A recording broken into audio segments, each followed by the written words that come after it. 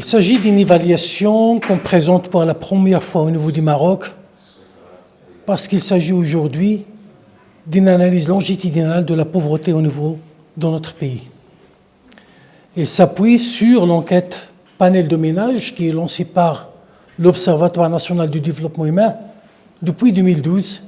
Et à travers 5 observations et suivi des individus, on est aujourd'hui en mesure de décliner des résultats qui suivent le phénomène de la pauvreté, aussi bien au niveau national qu'au niveau régional, mais aussi au niveau milieu urbain et rural. J'insiste sur le mot longitudinal parce qu'il ne s'agit pas uniquement d'une image figée dans le temps.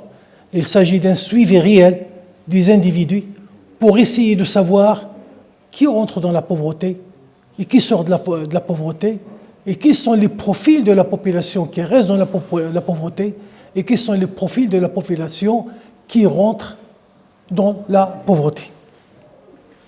Donc il s'agit bien évidemment de trajectoire des individus et on sait maintenant combien des individus, au moins en termes de pourcentage, qui sont dans une situation de pauvreté chronique, c'est-à-dire qu'ils sont pauvres depuis 2012 et qui sont restés toujours jusqu'à 2019 pauvres.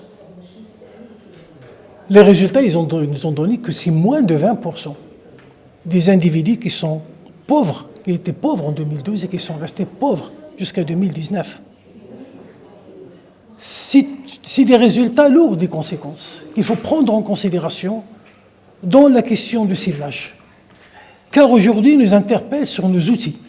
Comment on va cerner les pauvres au niveau du Maroc, sachant qu'ils sont toujours en situation de transition, ou ils sont dans la pauvreté pour un moment donné, ils sortent de la pauvreté, et comment il faut les suivre quand ils rentrent encore une deuxième fois, et quand est-ce qu'elle va sortir de la pauvreté.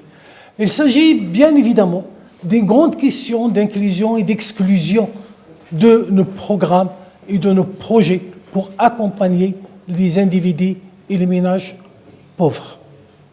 C'est dire combien aujourd'hui on a besoin d'un grand débat sur toute la question de la pauvreté, parce que dans le résultat, on a dégagé tout ce qui est ce qu'on a obtenu comme résultat sur la pauvreté monétaire, mais il y a aussi la pauvreté relative, il y a aussi la pauvreté sentie.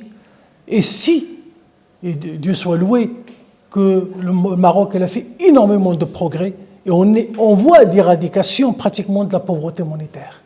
On est à peine aux alentours de 1,5% pour dire que c'est pratiquement à notre portée. Mais le débat aujourd'hui sur les autres formes de pauvreté, et c'est un débat qui est aujourd'hui au niveau mondial, ce n'est pas uniquement au niveau du Maroc. Même les pays européens aujourd'hui sont en train de revoir leurs outils et lancer le débat sur les formes de pauvreté et de vulnérabilité. Et je crois qu'au niveau du Maroc, on doit, dans le cadre surtout de nouveaux modèles de développement qui insistent beaucoup sur le capital humain, on ne fait pas l'économie d'un grand débat sur les mesures de la pauvreté au Maroc. Qu'est-ce que signifie aujourd'hui un pauvre au niveau du Maroc? Et c'est vrai qu'au niveau mondial, on est obligé de garder un certain nombre d'indicateurs qui permettent la comparabilité dans notre pays avec d'autres. Mais rien n'empêche qu'il faut mener un débat aujourd'hui pour dégager la spécificité de notre pays. Et comment on va cerner la question de la pauvreté au niveau national, au niveau territorial aussi.